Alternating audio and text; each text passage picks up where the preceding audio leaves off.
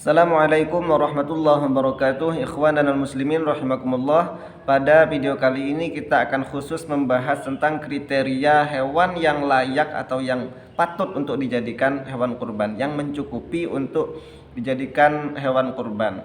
Jadi tidak sembarang hewan itu bisa dijadikan kurban, ada kriteria-kriterianya. Kriterianya apa saja? Lah baiklah kita baca saja langsung kitabnya agar tidak sotoy lah ya. Wa yuzi'u fiha al-jaza'u minadh-dhani wa huwa ma lahu sanatun wa ta'ana fi tsaniyati. Yang pertama adalah tentang kambing domba. Kriterianya bagaimana kalau hewan korbannya itu adalah kambing domba? Kriterianya adalah kambing domba itu harus berusia 1 tahun sempurna dan sudah masuk ke tahun kedua. Nah, itu yang pertama. Kemudian yang kedua, wasaniyu minal ma'zi wa huwa ma lahu sanatani wa ta'ana fi tsalitsati. Yang kedua adalah kurban menggunakan kambing kacang. Kambing kacang itu ukurannya agak kecil ya. Kriterianya bagaimana? Kambing kacang itu harus berusia sempurna 2 tahun dan sudah masuk tahun ke-3. Nah, itu kriterianya. Kemudian yang ketiga adalah wasaniyu minal ibili malahu khomsu sinina wa ta'ana fis sadisati. Kalau hewan kurbannya itu adalah unta, maka kriterianya unta itu harus berusia 5 tahun dan masuk ke tahun ke-6. Nah, itu kriterianya. Kemudian kalau kambing berapa tahun? Wasaniyu minal baqari malahu sanatani wa ta'ana fis salisati. Kalau hewan kurbannya itu adalah sapi, maka kriterianya adalah sapi itu harus berusia 2 tahun sempurna dan sudah masuk ke tahun ketiga. Nah, jadi itu kriteria-kriteria hewan yang bisa dijadikan kurban, yang mencukupi untuk dijadikan kurban. Kalau kambing, tergantung jenis kambing. Kalau kambingnya itu kambing domba, itu usianya adalah 1 tahun sempurna. Kalau kambingnya kambing kacang, usianya adalah 1 tahun sempurna, 2 tahun sempurna. Kalau yang hewan kurbannya itu adalah unta, maka usianya adalah 5 tahun sempurna dan masuk tahun ke-6. Kalau hewan kurbannya itu adalah sapi, maka usianya adalah 2 tahun sempurna dan sudah masuk ke tahun ketiga. Nah, itu kriteria-kriterianya. Maka itu harus diperhatikan ketika membeli hewan kurban. Kemudian wa tujzi'ul badanatu an sab'atin ishtaraku fit tadhiyati biha wa tujzi'ul baqaratu an sab'atin kadzalika. Nah, ini tentang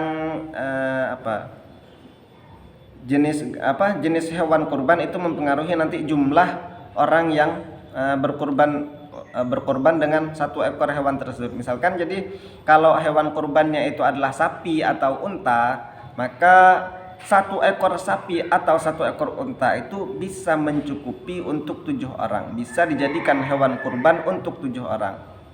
Misalkan dalam satu keluarga itu ada 7 orang, kemudian dia kurban sapi, maka 1 ekor sapi itu sudah bisa dijadikan untuk kurban 7 orang. Di atas nama saya, atas nama istri, atas nama anak atau orang tua. Kalau misalkan orang tua itu masih dalam tanggungan si kepala rumah tangga itu. Jadi bisa untuk 7 orang. Misalkan 2 suami istri, kemudian 5 anak. Itu kan berarti 7. Nah, 1 ekor sapi sudah bisa dijadikan untuk kurban 7 orang itu. 1 ekor sapi sudah bisa dijadikan untuk 7 orang itu. Bisa dipahami ya. Kemudian kalau kambing bagaimana? Wa tujzi'u asyatu an syakhsin wahidin. Sedangkan kalau kambing itu kalau hewan kurbannya itu adalah kambing, maka 1 ekor kambing itu hanya bisa digunakan kurban untuk 1 orang saja. Jadi misalkan dalam satu rumah itu ada 7 orang, kemudian kurbannya cuman kambing, maka 1 ekor kambing ini hanya mencukupi untuk 1 orang saja. Bisa dipahami ya. Nah, itu kenapa saya jelaskan seperti ini ya, karena memang saat ini itu saya lihat-lihat itu di YouTube itu banyak yang keliru dalam menjelaskan. Mereka mengatakan itu, saya tidak perlu sebut nama, mereka mengatakan 1 ekor kambing itu sudah mencukupi untuk satu keluarga, meskipun keluarganya itu bahkan lebih dari 7, misalkan 10 orang misalkan dalam satu keluarga. Dalam satu keluarga ada 10 orang, 1 ekor sapi itu sudah bisa dijadikan untuk korban 10 orang ini katanya. Nah itu seperti itu mereka menjelaskan tanpa menjelaskan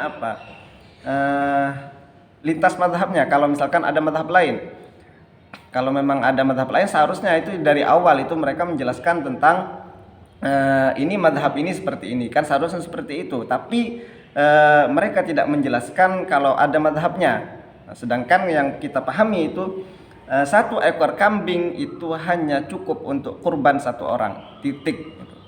Jangan ditawar-tawar lagi. 1 ekor kambing itu hanya untuk kurban 1 orang, tidak bisa yang lebih dari 1 orang. Adapun yang dimaksud dengan sunnah muakkadah alal kifayah itu maksudnya seperti ini.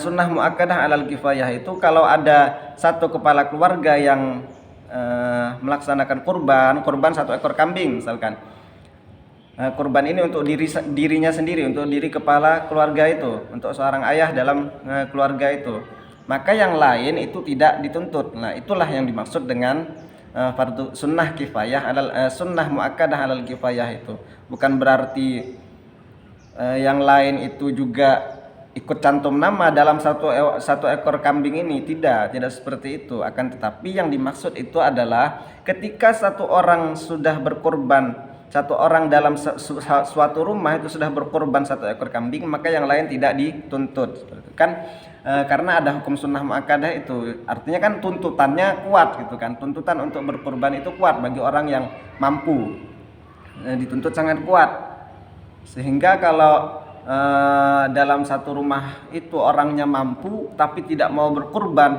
itu orang itu dituntut.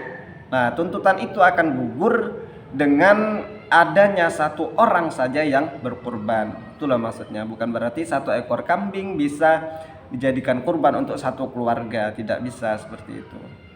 Bisa dipahami ya, saya ulangi lagi. Pokoknya yang dimaksud dengan sunnah muakkadah halal kifayah itu adalah ketika ada 1 orang yang melaksanakan kurban, yang lain tidak dituntut lagi untuk melakukan kurban. Bukan berarti 1 ekor kurban ini untuk 7 orang, 1 ekor kurban kambing ini untuk 7 orang, bukan seperti itu. Ya, kenapa mereka itu bisa pemahaman-pemahaman ini bisa muncul ya karena pemahaman terhadap hadis, kekeliruan dalam memahami hadis, yang mana mereka memahami hadis Rasulullah, yang mana di hadis itu dijelaskan bahwa Rasulullah itu pernah berkurban 1 ekor, yang mana beliau mengatakan kalau tidak salah itu kurban ini min Muhammad wa ali Muhammad wa ummati Muhammad, seperti itu kalau tidak salah. Jadi 1 ekor kurban untuk keluarga dan umat Nabi Muhammad.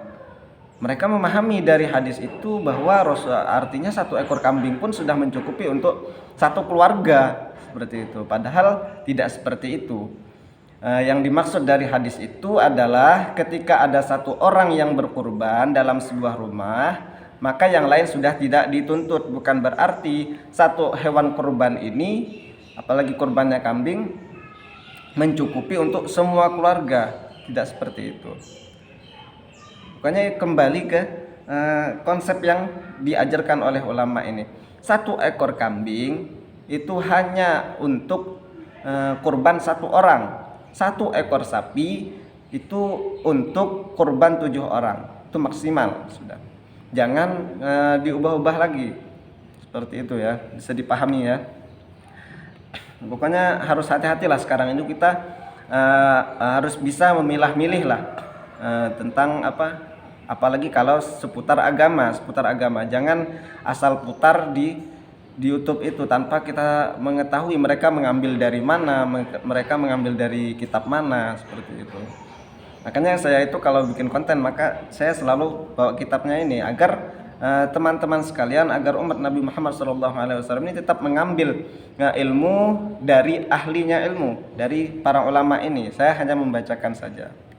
Nah, baiklah, teman-teman sekalian, semoga video ini bisa dipahami dengan baik dan bermanfaat untuk kita semua. Wallahu a'lam bishawab wal afu minkum. Assalamualaikum warahmatullahi wabarakatuh.